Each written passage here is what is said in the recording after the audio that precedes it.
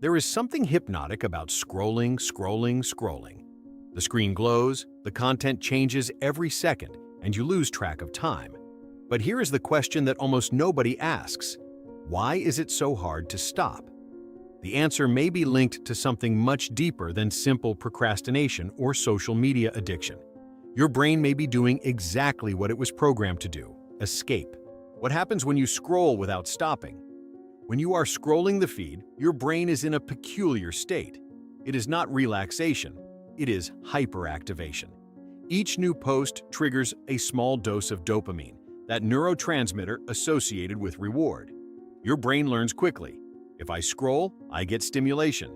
If I stop, I have to deal with silence. And it is in the silence that things become uncomfortable.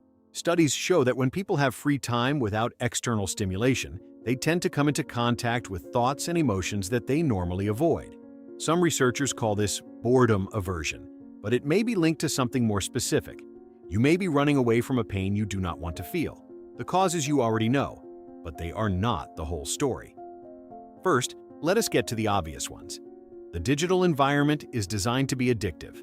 Algorithms study your behavior and serve you content that keeps you engaged. The more time you spend, the more data they collect, the more precise the system becomes. It is a retention machine. Beyond that, there is pure habit.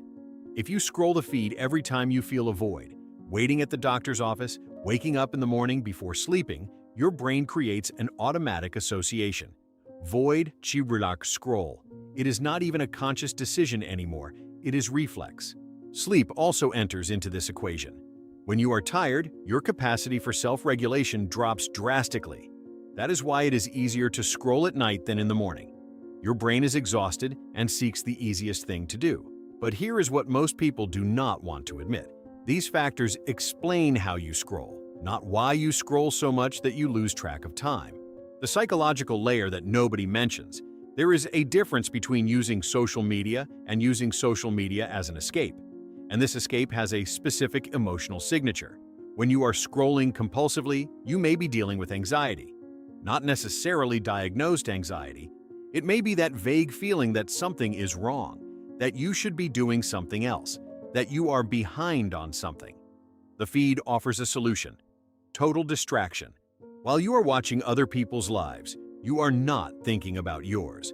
In some cases, it may be linked to avoidance. There is something you need to do, a project, a difficult conversation, a decision, and instead of facing it, you scroll. Each minute you spend scrolling is a minute you are not dealing with it. And as time passes, the anxiety of not having done it increases, which makes you scroll more to escape that anxiety. It is a cycle, but there is one more layer.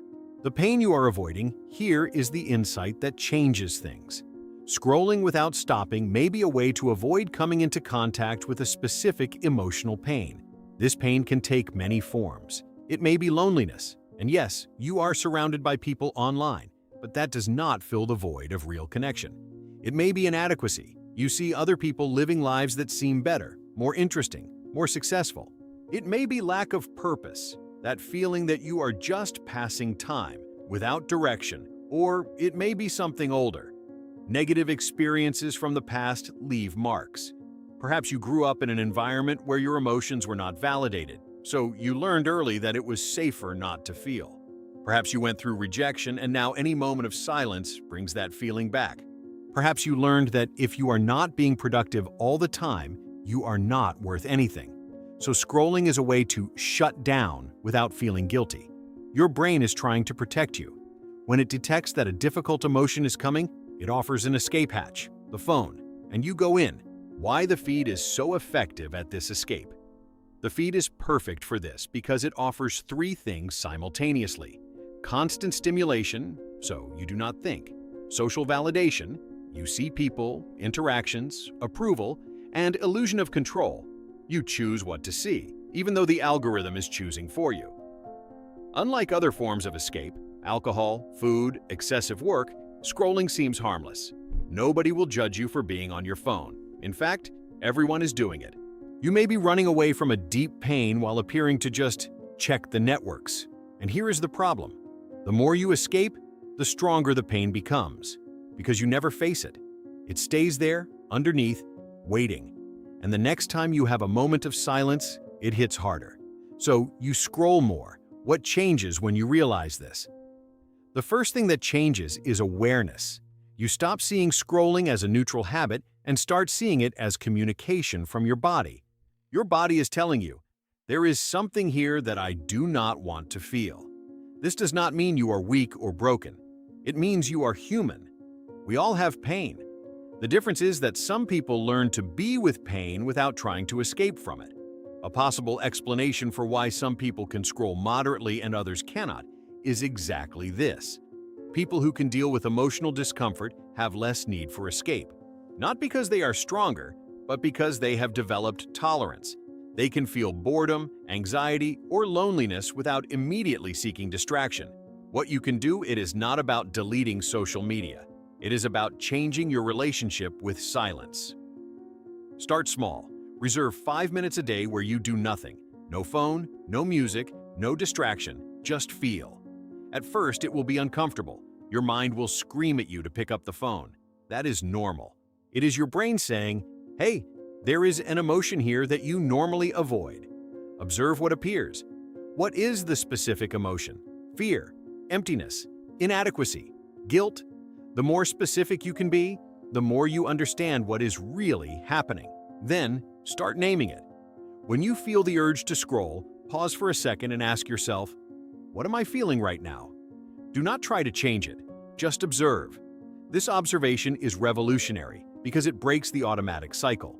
And finally, find other ways to be with these emotions.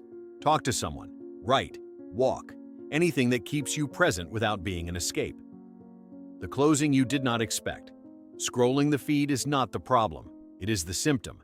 The problem is that you learned it is not safe to be with your own emotions, and as long as you do not solve that, no amount of willpower will make you stop scrolling. Because you are not fighting a habit. You are fighting the legitimate need of your body to escape from pain. The good news? That pain you are running from is not as big as it seems when you are scrolling. It only seems infinite because you never truly face it.